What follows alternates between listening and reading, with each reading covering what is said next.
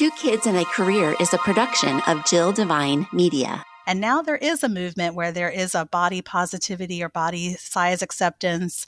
And that's turned even more into more of a neutral thing. So just accepting the way that you look and the way that you are and appreciating that. We're becoming more exposed to that. There are some companies that do advertising where they don't kind of airbrush everything, where you can actually see some natural dimples or hair or things that might normally be airbrushed out. It's not normal to see somebody without pores. Two Kids and a Career is brought to you by Blondin Real Estate. They're a family-owned boutique-style brokerage with over 40 years of experience serving the counties that surround St. Louis. See the properties they have to offer at blondinrealestate.com. That's blondinrealestate.com. Hi there and welcome to Two Kids and a Career. I'm Jill Devine. As an entrepreneur, wife, and mama, the daily grind of trying to build a business while taking care of kids and trying to maintain a healthy connection with my hubby, it's a lot. With this podcast, you're going to hear candid conversations with other moms, parenting experts who can share their knowledge and insight, or you'll just hear me rambling to get it all out. There's going to be tears, there's going to be laughter, but most importantly, there will be support. Take a listen and connect with me so we can grow and learn from one another. This is Two Kids and a Career. Welcome to episode 88. This episode is exactly what this podcast is all about. It's like one person referred to one person, referred to one person, referred to one person, and now it's all coming full circle. So before I get into my, as always, long-winded introduction, let me first welcome Megan Logan to the podcast. Hi, how are you? I am well. Thank you for having me today. And you are currently in Florida, correct? I am in St. Augustine, Florida, which is in the northeast part of Florida.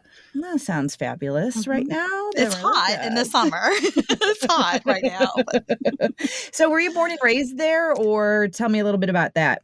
No, I'm actually from Maryland, kind of in between Baltimore and Annapolis area. And when I graduated high school, my parents moved down to Florida. So I went to school in Virginia, lived in North Carolina, and eventually made my way down to Florida. Those sound like all fantastic places to be a part of. I am not as adventurous, born and raised here in St. Louis and haven't gone anywhere. So I always love to hear that perspective from people who move and how they can do it. I love to visit places. I just don't think I'm a mover kind of girl. It's funny because I've never been past Tennessee in my whole life. So I don't travel necessarily, but I will relocate to move. I love that. So I would love to explain how I got you on this podcast, which I'm so super excited about. So back in episode 77, I had Genny Jessie on, and I was first introduced to Genny Jessie because she was actually a Supermom shout out recipient. She was nominated by her coworker / friend Allison that said, "Hey, I would love to shout out this Supermom. By the way, she is also the co-founder and executive director of the June Jessie Memorial Foundation," which I think would be a great episode if you also had her on to talk about that on the podcast, which happened. So she got that Supermom shout out, and then we had an episode where we talked about her daughter, and that episode, like I said, 77, keeping her daughter's legacy alive through acts of kindness. Well, one of the things that Genny does is she sends these basically self-care packages to the moms and even the dads, I believe, of kiddos that are going through just the awful diseases, the things that are keeping them in the hospital. What Genny basically said was she realized that the parents weren't getting any kind of pick me up, so to speak. And I know I'm not wording it correctly, but just that they needed to take care of themselves too while they were in there with their children. So you can go back and listen to that episode to hear more about that. But this care package, I didn't feel deserving of it because I'm like, oh my gosh, I don't want to take this away from a mom who really, really needs this. But I'm glad Genny sent it to me so I could relate and I could put myself in that mom's shoes and say, oh my gosh, this is perfect. So this package includes all these different things to help with self-care. And then at the bottom of the package, I was like, what was this workbook? The Self-Love Workbook for Women. Release self-doubt, build self-compassion, and embrace who you are. Written by my guest, Megan Logan. And so we were talking about this because my word of the year, and I believe it's going to carry over into 2022, is self-care. And Genny was talking to me about that. Like, hey, this is exactly what women need. Women, she's like, I loved the colors of this workbook. I started going through it and I just got it. And I said, this has to be it. Well, then I see that Genny does a webinar with you. And I'm like, Genny, can I please drop your name and reach out to Megan to see if she would be on the podcast? And she was like, absolutely. And so here you are. It's meant to be. That is amazing. That's by far been my favorite part of having written the book, is connecting and meeting with people that I would normally never cross paths with. So it's been really, truly amazing. And Genny is an amazing, amazing woman, amazing mom, and she's doing some really great things out there.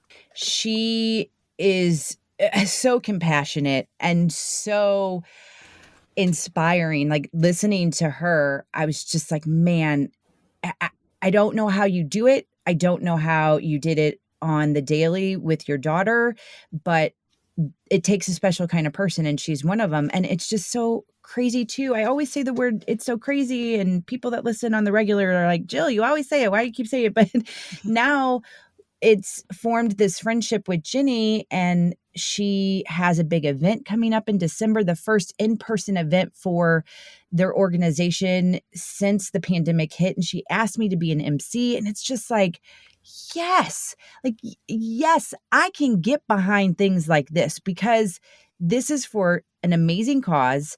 And it's also about helping other moms. And that's what I really wanted to kind of just talk to you about, because I know how I feel. And it's not that when I say it's not great, that's not totally true. I just know that I am not loving myself as much as I possibly can, but I don't know how to definitely get to those places. And I think there's a lot of women that are feeling the same way. So whether this is about being a mom or not a mom, it's about being a woman, and it's about capturing what you need to be the best version of yourself, which I'm sure you can agree and probably talk about, is that being the best version of yourself helps those around you, whether it's your kids, your significant other, your coworkers, whatever it is. So would you like to just start digging into the workbook and talk about things that you're doing too besides the workbook to help others? Yeah, I think that the workbook resonates so much for so many women because we tend to be caregivers. Whether we have children or not, doesn't matter. We Right. tend to put others before us, and we're conditioned by society to do that. Who knows? Maybe some of it's biology. It's just part of our nature. And so when we put ourselves last, we don't have the reserves then to give and to do the things that we're really wanting to. And I used to think that by being critical or beating myself up or challenging myself to be better and going to an extreme version of that, I was going to become the best version of myself. But really, I actually made myself a worse version. When I took time for myself, set boundaries, learned to talk to myself with self-compassion, that's when I became the best version of myself. So when those things happened, is that what developed into what you're doing now and writing the workbook? Yeah, it's interesting. So I've been a therapist for 22 years, and I've always worked direct practice one-on-one with women. So I specialize in eating disorders and trauma and healthy relationships. And so my whole career has been focused on that in some form or fashion. Whether I worked for hospice, I worked with abused children and foster care. So I would say my roots are all of those issues are surrounded in self love. And then I have my own personal journey and experience with self love. So the workbook is really designed to be practical exercises, some things that you can do to think about and reflect on and tap into that self-love, because it's such a broad, nebulous concept. It's really overwhelming when you think, well, how am I supposed to just love myself? I know I need to, but I don't really know how. And so the Yeah. workbook, it really gives you those steps to take. And it really just honestly scratches the surface. Um, I have found the workbook to be very powerful when used with other women. So when you get a group of women together, whether it's through a book club or just a couple friends doing the workbook and then talking about it and sharing some of the vulnerability, that it just augments the process even further. Oh, that is good to know. So I am not all the way through the workbook, and I know that that doesn't offend you because what I like when I started it is that you do say, like, you need to take your time. This isn't like a book that you wanna read through really fast. There's activities, there's, different reflections, and so I have made it very intentional for myself, like, you're not gonna just do this to do it. Mhm. You actually need to be in the right headspace. You need to be in the right space without interruption. And so that's what I meant when I said that, because I don't want to fly through it. But I also like so far in what I have done, there's not this, and I guess I'll use the example of one of the very first activities that you have us do, which is doing that self-assessment. Where are you in your self-love journey? And it's easy when you start reading some of these things and you start, I mean, when it says 0 equals never, that that's kind of a negative, that you're a little scared to see the final results and what it means. But with the scoring and the description, it's still positive. Does that make sense? Mhm. I think that the whole workbook is designed to be used with self compassion as you're doing the exercises. So it's not a time to beat yourself up and tell yourself you should be doing more, you're not doing enough, or um, it's written in that way to be really supportive and encouraging. And that doesn't mean that we become lazy or complacent or decide that we're just we don't need to do the work. It's just being gentle and kind and encouraging to ourselves along the way.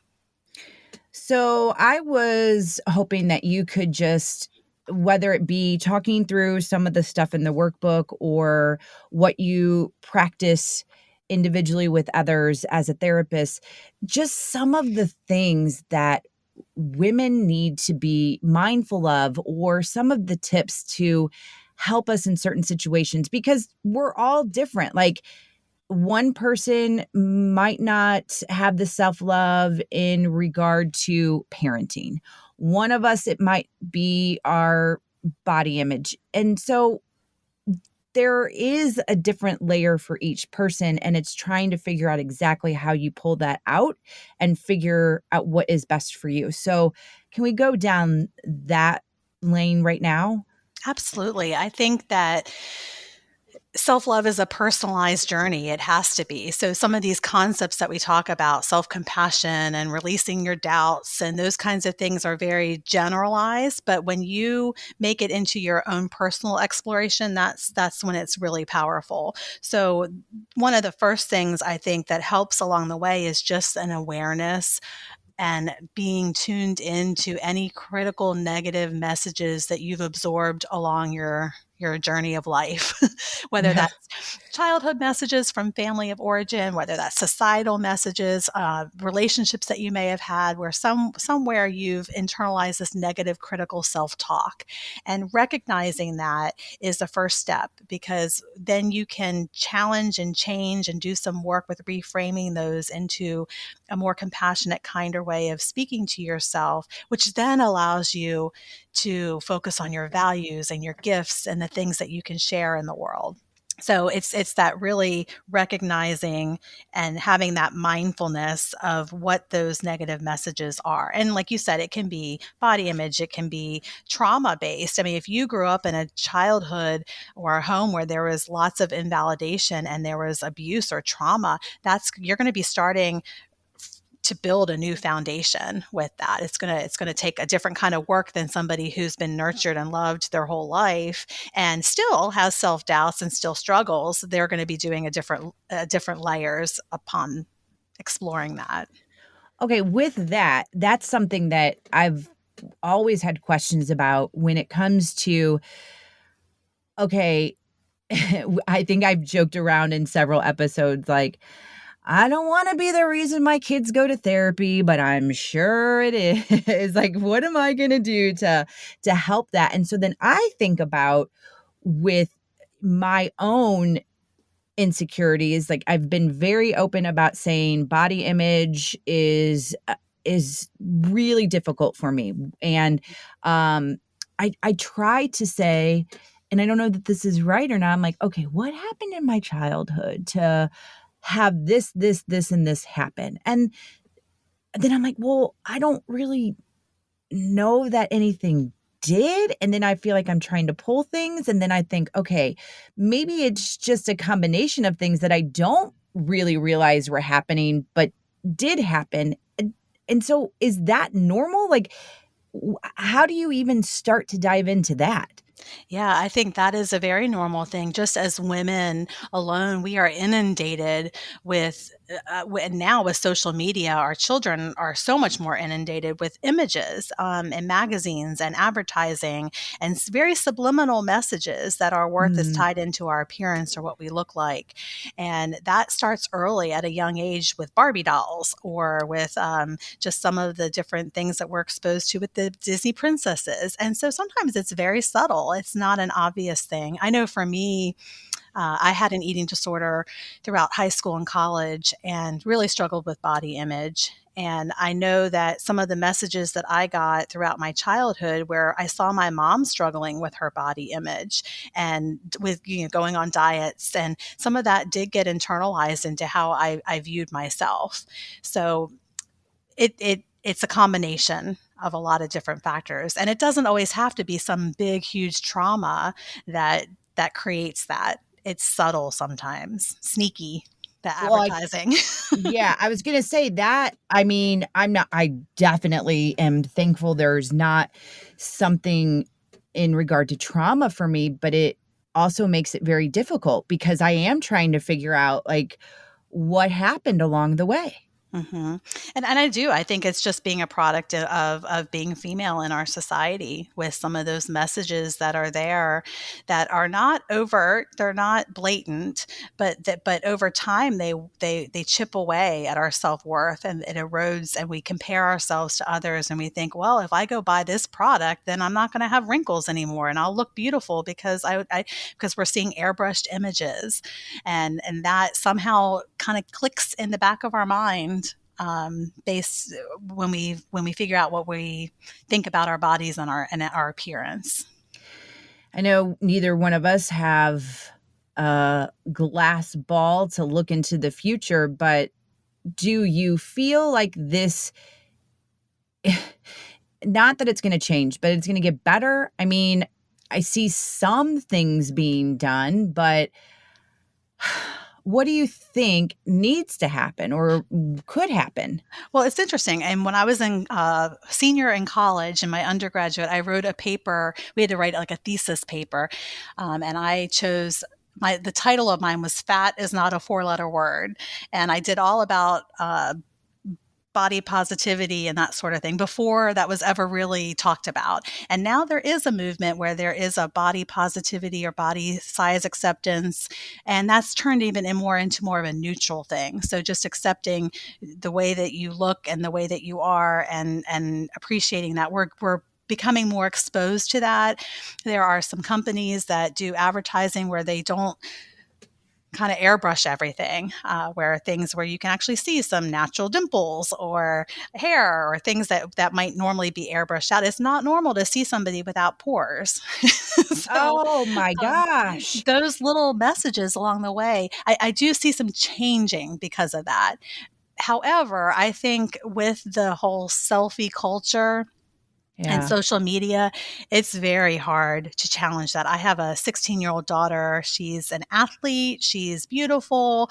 She doesn't subscribe to wearing makeup and doing all those kinds of things. And I have been very careful throughout my raising her to not talk about weight, to not talk about food, to not talk about those kinds of things. And she still struggles with her body image. Really? So yeah, it's painful to see that happening. And the only thing that I can hope is that she will internalize some of those beliefs that I am strong and I am powerful and my body does amazing things, and some of those more neutral thought processes that we can have. Before we continue the conversation, let's talk real estate. And let's talk about one of the sponsors of the podcast, Blonde in Real Estate. So the market continues to be crazy. And the great thing about Blonde in Real Estate, they're on top of technology and current trends. Something they've been doing for a long time is offering the ability to have you see property before it hits the market to the public. All you have to do is go to blondeinrealestate.com and you will be able to sign up for this weekly update. So with the market the way it is right now, when something goes public, that house, that property, whatever, it's sold within hours. So if there is an area that you really have your eye on and you really just want to be there, it is best for you to go to blondeinrealestate.com and sign up for that weekly update, because you will know about it before others. Blonde in Real Estate will help you navigate these crazy waters of this real estate game that's just nothing like I've seen before. So head to blondeinrealestate.com to learn more and to feel more confident in the real estate game. Now let's get back into this week's conversation on Two Kids and a Career. Do you mind me asking, like, what she is internalizing? What is happening to her that is making her think certain things?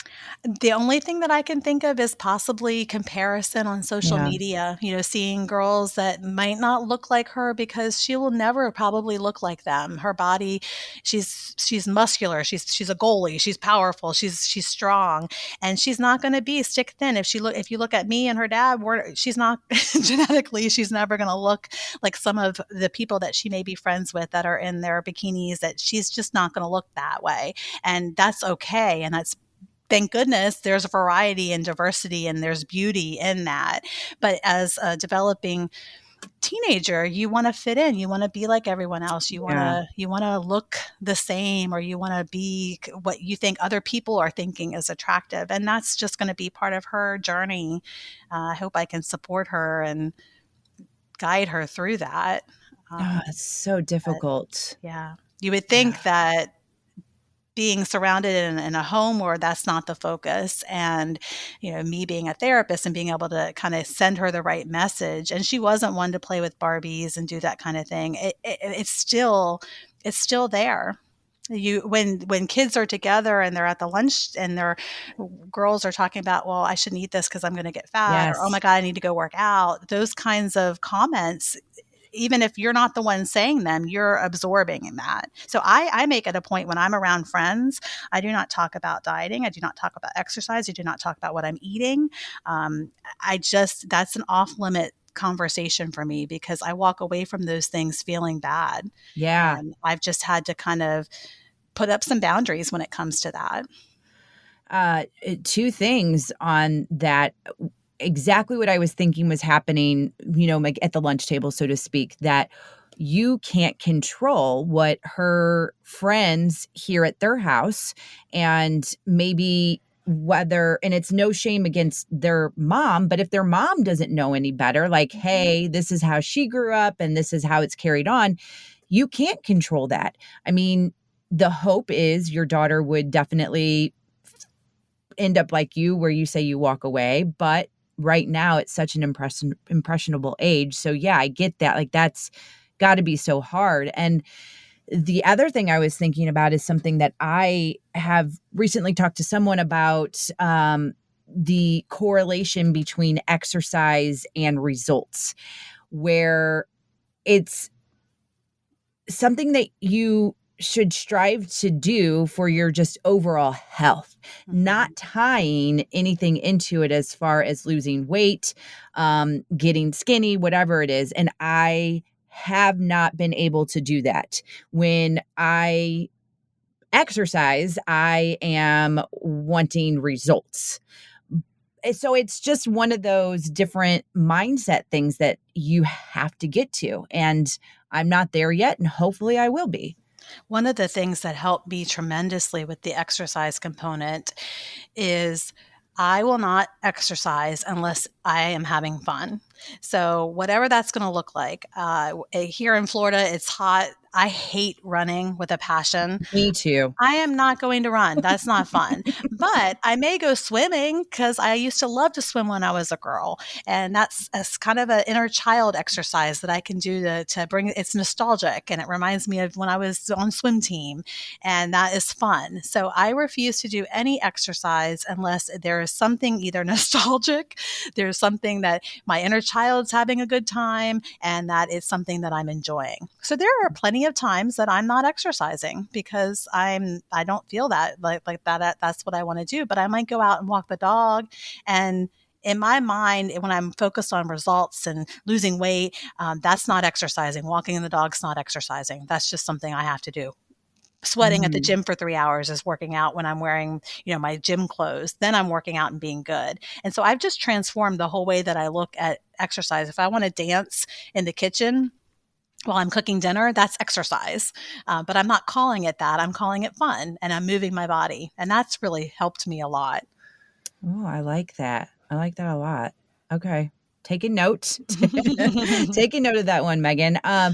I will go back to the Barbie situation because I am, even at the age of 44, I like to collect the collector edition Barbies. Oh, neat. Yeah, it's one of my things. I've always grown up with Barbies, and I love that my two little girls love to play with Barbies. Mhm. I might be a little jealous that they have a dream house, but I can play with it too.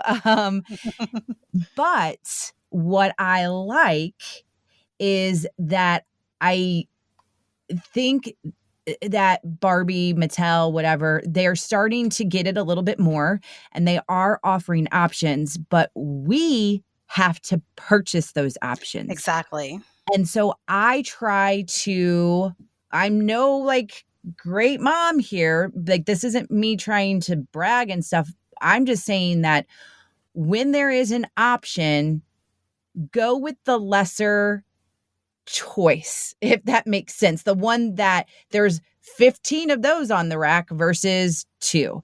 And that I just think is super helpful because then and like I'm not even pointing it out. I'm not pointing it out that she's a little bit more muscular or she's a different color. It's just everybody is welcome into this dream house. Yeah, I think that that's a beautiful thing to be able to have, a different types and shapes and sizes and abilities. There may be a Barbie in a wheelchair Yep. or, different things that are very inclusive that are more representative of the world around us because that's what we're exposing ourselves to when we're playing with that. It just normalizes it. There is no good or bad Barbie or good or Mm-mm. bad look in terms of what people's appearance are.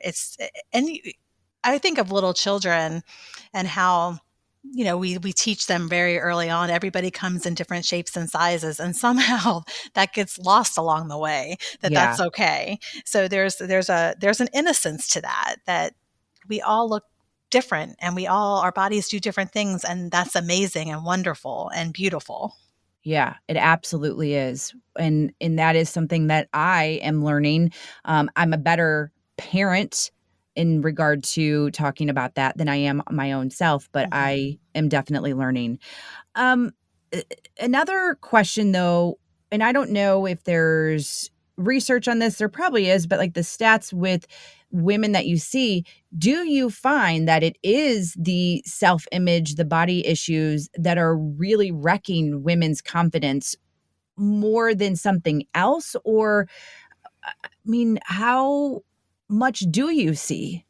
Well, because I work with eating disorders and body image, I tend to see a lot of that in my practice, and I think that it's hard to escape that as women. So the workbook is interesting. I only had a couple of exercises in there about body image specifically, and kind of focused a little bit more on uh, the importance of setting boundaries and being able to have healthy relationships and being able to communicate your needs and your wants and releasing some of those negative thoughts that are there, that can be generalized in a lot of ways. But body image is right up there in the top, I think, for a lot of women.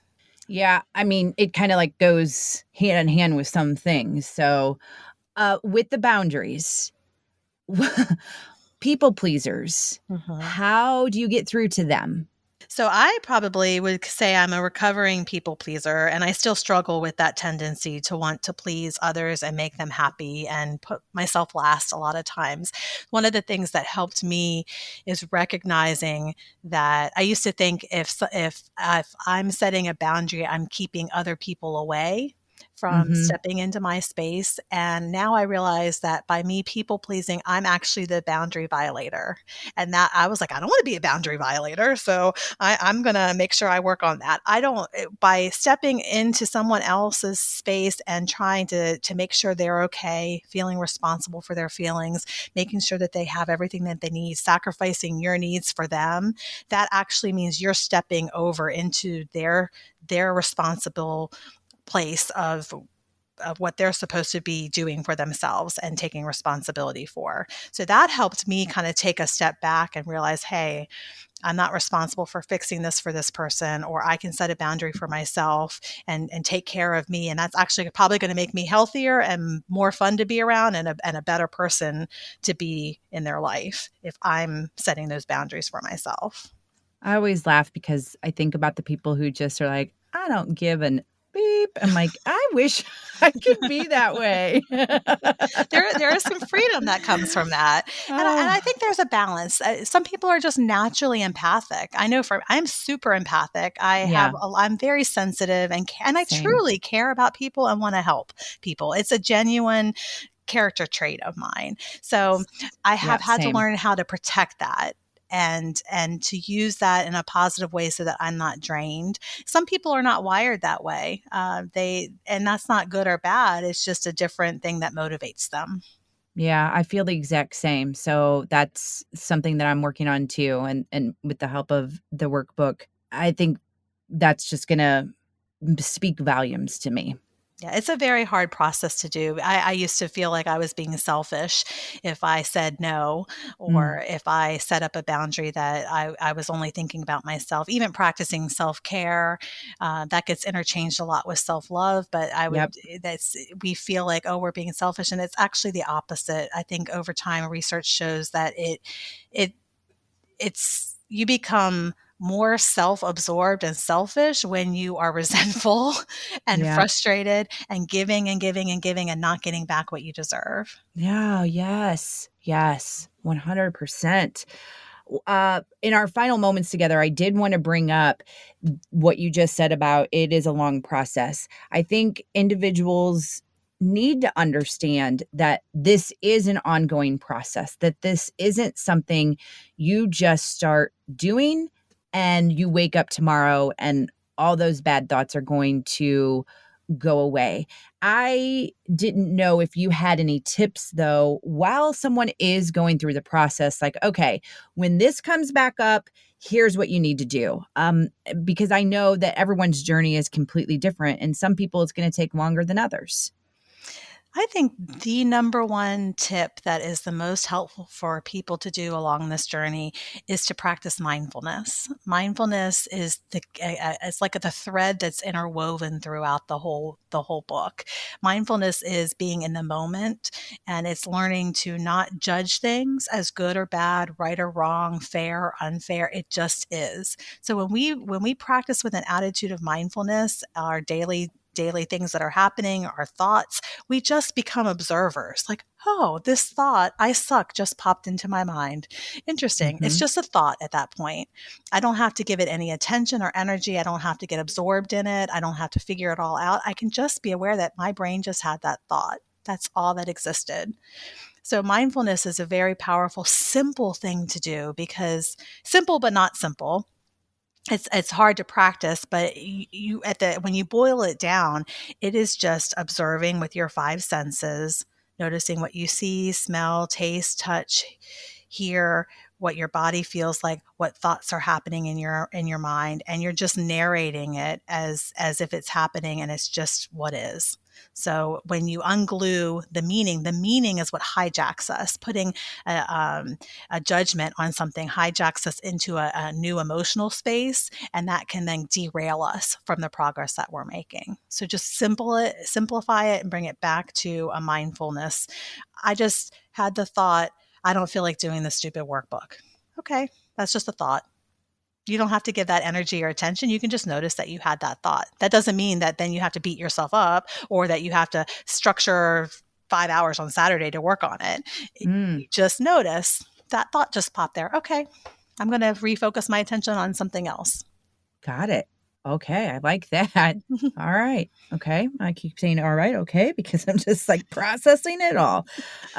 The other thing that I like to talk about is that it doesn't matter how old you are, you can always educate yourself and work on yourself. Absolutely. One of my oldest clients is 88, Oh, and I love working with her. She's pretty amazing, and she's constantly working on herself to try to gain insights and understand why she is the way she is, and it's never too late to start that. Absolutely. I love that. Mm. Yes, I love that so much. All right. So, Megan, the book I will link up in our show notes at jilldevine.com, but I will remind people right now that it is called Self Love, the workbook for women, and it is written by Megan Logan. You also have a website, and that is Megan Logan, LCSW.com. Where else can people find you? What else do you want to mention before I let you go and enjoy the rest of your day? So I did just start an Instagram page, and Yeah. that's new. I've never needed an Instagram or had one, but I've connected with so many people. I think every day somebody messages me about the workbook or how they're using it. So that's definitely a way of connecting. And I have a newsletter that if you go to my website, you can sign up for a monthly newsletter that I share some therapeutic tips or techniques, kind of similar things that are in the workbook to be thinking about. And I'm working on another book in the future. So that's something else that's pretty exciting. Oh, can you give us a little bit of Yeah, info? so it's the theme is nurturing, and Okay. it's going to be a similar kind of a workbook type of structure. So it'll kind of take you through a whole year of different things and activities to help you nurture from many different perspectives, not just ourselves, but um, like nurturing your inner child or your inner goddess, those kinds of things. Oh, okay. So when this is getting close to release date, let's chat. Let's let Yes. everybody know about this because that's going to be huge. So, yes, I am here for that. Awesome. I look forward to that. And I've enjoyed talking with you and hearing your podcast. I've listened to a couple episodes and they've been very informative and entertaining. So Oh, well, thank you, Megan. And I am so excited to keep diving in. And I'm so excited for other women to get this into their hands because it's just one step. Take that step, get it, start loving you because you deserve it. So thank you again, Megan. thank you. On next week's episode, episode 89, I will be joined by a 35-year-old mother who helped start a nonprofit called The Grace Period. Sarah Chandler saw that the average Joe needs help, and she did something about it. The Grace Period is a transitional housing program for the working homeless, and she is going to discuss that and discuss how her own upbringing helped her realize that this is needed so much right now. Tune in next week for that. Before we wrap up this week's episode, a reminder to check out Blondin Real Estate at blondinrealestate.com. With the market as crazy as it is, you want experience. You want to make sure that you have people that are getting it done and they are using the best technology and the most updated technology. And Blondin Real Estate's all of that. Especially if you're looking in the areas of New Melle, Warrenton, Defiance, Marthasville, Washington, you need a local agency, and that would be Blondin Real Estate. So check out Blondin Real Estate right now by visiting blondinrealestate.com. Again, that's blondinrealestate.com. And don't forget to sign up for their weekly update where you can learn about properties first at blondinrealestate.com. I'd like to thank you for your support of the podcast, Two Kids in a Career. May I ask you to subscribe, rate, and review it on the podcast platform of your choice. When you do that, it gets in the hands of others. And you can also follow along on all the socials, Facebook, Twitter, Instagram, or JillDevine.com. Let's chat. Tell me what you think, any guests you want to hear on a future episode. And again, thank you for your support of Two Kids and a Career.